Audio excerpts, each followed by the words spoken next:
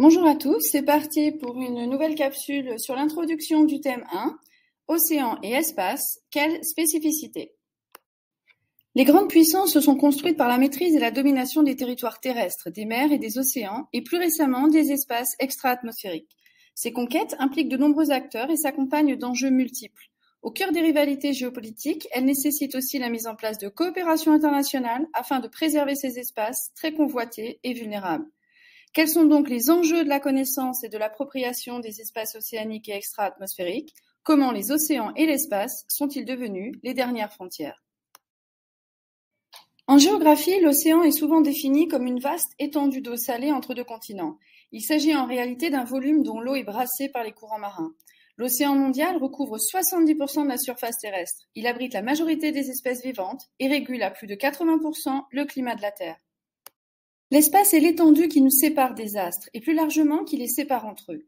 De notre point de vue, il s'agit de l'espace qui se situe au-delà de notre atmosphère terrestre, à partir de la ligne de Kármán, à environ 100 km au-dessus de la surface terrestre. Au-delà de 800 km, la transition se fait progressivement vers l'espace extra-atmosphérique. Frontier, ce terme anglais, désigne la frontière, au sens de front pionnier, de territoire à conquérir. Connaître et maîtriser les océans et l'espace revient à observer, étudier, recenser, cartographier, mais aussi exploiter, s'approprier et parfois coopérer. Grand 1, une connaissance et une maîtrise en constante évolution. A, une connaissance des océans ancienne mais incomplète. L'exploration des mers et des océans débute avec les premières civilisations de l'Antiquité ou du Moyen Âge, mais elle s'accélère au XVIe siècle avec les grandes découvertes et notamment la circumnavigation de Magellan entre 1519 et 1522. Européens et Chinois inaugurent la navigation en haute mer grâce à des innovations techniques comme la boussole ou la voile carrée. À l'époque moderne, les grandes puissances sont avant tout des puissances maritimes, Portugal, Espagne, Provinces-Unies, puis l'Angleterre. Elles assurent la libre circulation. Le XIXe siècle est marqué par la course aux colonies et la cartographie de la terre et des littoraux. La connaissance des profondeurs sous-marines devient alors un enjeu. C'est au XIXe siècle, avec l'expédition du Challenger, une corvette britannique, menée par une équipe scientifique entre décembre 1872 et mai 1876, que débute l'océanographie. Elle permet de cartographier progressivement les fonds marins, de mieux comprendre les courants et de découvrir la biodiversité. Aujourd'hui, l'océanographie est du ressort des États, qui financent des instituts spécialisés dépendant de l'UNESCO. Ils se concentrent sur l'exploration des abysses, rendue possible depuis les années 1950 grâce aux progrès techniques. La découverte des ressources hydrocarbures offshore pousse les États à coopérer lors de la conférence de Montego Bay en 1982. Elle distingue les ZEE, les eaux territoriales et la haute mer. Les États créent aussi une autorité internationale des fonds marins pour la cartographie et l'exploitation des ressources sous-marines, et notamment les abysses. Les progrès sont timides, car c'est souvent l'espace qui a obtenu les plus importants investissements. L'espace reste très peu connu. Un très petit nombre d'explorateurs ont réussi à aller dans la fosse des Mariannes, à près de 10 900 mètres de profondeur.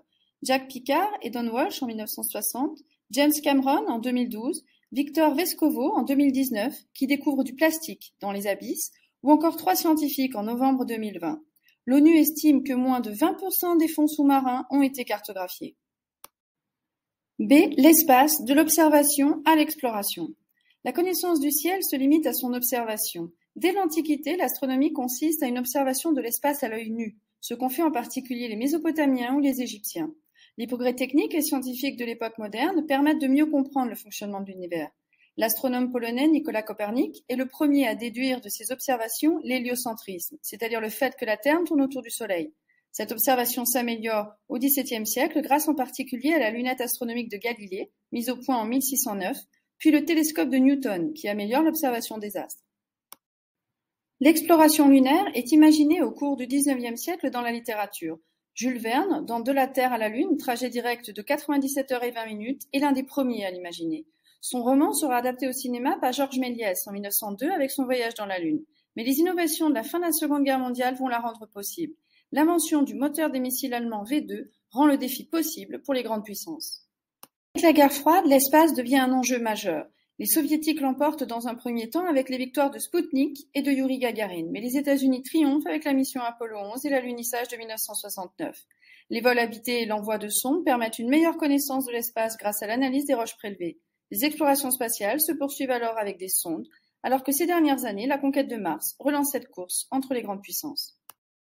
Aujourd'hui, la conquête spatiale passe surtout par la remise en orbite de satellites à basse altitude pour la météorologie, l'imagerie et les télécommunications, entre 500 et 2000 km, ou géostationnaires, de 2000 km à près de 36 000 km, qui sert pour le guidage du GPS. Près de 2700 satellites actifs sont en orbite autour de la Terre aujourd'hui. Grand 2, les dernières frontières à explorer et exploiter. Les abysses nous sont pratiquement inconnus et font donc figure de dernières frontières. L'espace est une frontière à conquérir au sens américain d'un front pionnier qu'il faut repousser. Ce sont bien les dernières frontières. Les océans sont convoités pour leurs ressources nombreuses, les ressources halieutiques, mais aussi énergétiques avec la présence d'hydrocarbures offshore et les métaux rares, indispensables à la production de haute technologie. L'économie bleue pourrait, selon l'ONU, nourrir l'ensemble de la population mondiale. Les océans sont donc au cœur d'une importance stratégique puisque 90% du commerce mondial y transite et qu'ils sont traversés par les câbles de télécommunications sous-marins. Ils sont un immense réservoir pour les besoins de l'humanité, en particulier dans le domaine des énergies durables avec les éoliennes en mer et les hydroliennes. L'espace offre aussi de nombreuses ressources potentielles gazières avec l'hélium, minières avec le platine, d'eau ou d'énergie solaire qui alimentent déjà l'ISS. Le tourisme spatial pourrait aussi devenir à terme un secteur de développement nouveau. La maîtrise des océans est liée à celle de l'espace. Les communications en mer, l'aide au sauvetage ou encore les systèmes de suivi de navires reposent sur les réseaux satellitaires. L'Organisation maritime internationale, OMI, a adopté le LRIT qui impose à tous les navires un positionnement par satellite. L'imagerie satellite aide aussi à la préservation de l'environnement océanique. En 2007, par exemple, l'Agence européenne de sécurité maritime, EMSA, lance le Clean Sea Net pour détecter les marées noires et les pollutions dans les eaux européennes grâce à la surveillance satellite.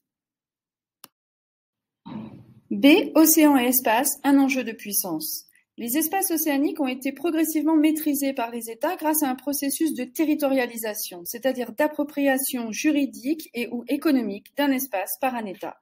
Ce processus fait l'objet d'un consensus international depuis 1982 et la signature de la Convention des Nations Unies sur le droit de la mer. Elle précise les diverses frontières maritimes ainsi que les droits d'exploitation des ressources de la mer, ZEE, eaux territoriales. La haute mer, les eaux internationales, sont considérées comme un bien public international qui couvre plus de 60% des océans. L'océan est ainsi passé d'une utilisation libre, mare liberum, garantie par les puissances hégémoniques, à l'application du principe mare clausum qui conduit les États à s'étendre sur un partage de l'océan. Le traité de l'espace de 1967, qui régit les principes des activités des États en matière d'exploration et d'utilisation de l'espace extra-atmosphérique, prévoit lui une liberté d'accès totale des États à cet espace, sans que ceux-ci puissent se l'approprier. Il limite l'utilisation de la Lune et des autres corps célestes à des fins guerrières et oblige les États à prêter assistance aux astronautes, quelle que soit leur nationalité. Il instaure aussi une responsabilité des États qui doivent se porter garant d'une activité non gouvernementale dans l'espace. Cependant, les formes de gouvernance et de coopération sont encore limitées entre les grandes puissances et n'empêchent pas les dérives. La marchandisation, la pollution par la surexploitation commerciale est un premier risque. La martialisation en est un autre, car elle fait craindre une guerre depuis l'espace. La puissance s'exprime sur les espaces océaniques. Les océans revêtent des enjeux économiques, géostratégiques et géopolitiques. Après une longue supériorité britannique sur les mers du XVIIIe au XIXe siècle, la hiérarchie des puissances maritimes est dominée par les États-Unis, première ZEE, première marine de guerre. Mais elle se heurte à l'affirmation de la puissance chinoise, pour qui la maîtrise des mers est devenue un enjeu majeur de puissance. La conquête des abysses relève aussi d'une politique de prestige pour les puissances qui s'y imposent, par exemple en plantant des drapeaux dans les grandes profondeurs, comme ce fut le cas de la Russie en 2007 à plus de 4200 mètres de fond à la verticale du pôle Nord dans l'Arctique.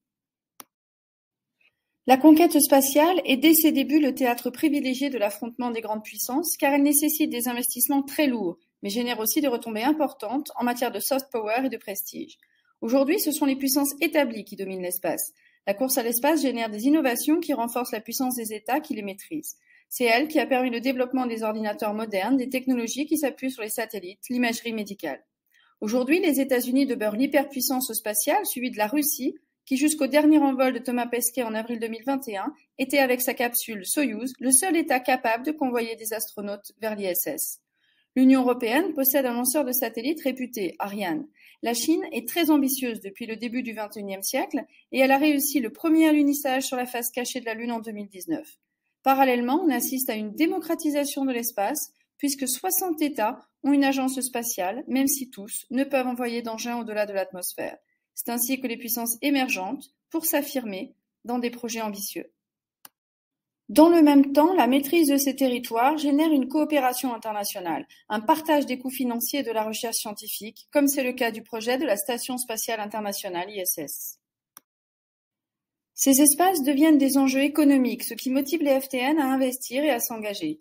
La création du groupe d'Elon Musk, SpaceX, en est l'illustration. Le groupe remplace progressivement la NASA dans le développement des fusées, ou même le Crew Dragon, qui assure depuis 2020 la relève des équipages vers l'ISS. Cette collaboration permet ainsi à SpaceX d'envisager de développer le tourisme extra-atmosphérique, comme le souhaite également la société Virgin Galactic du Britannique Richard Branson.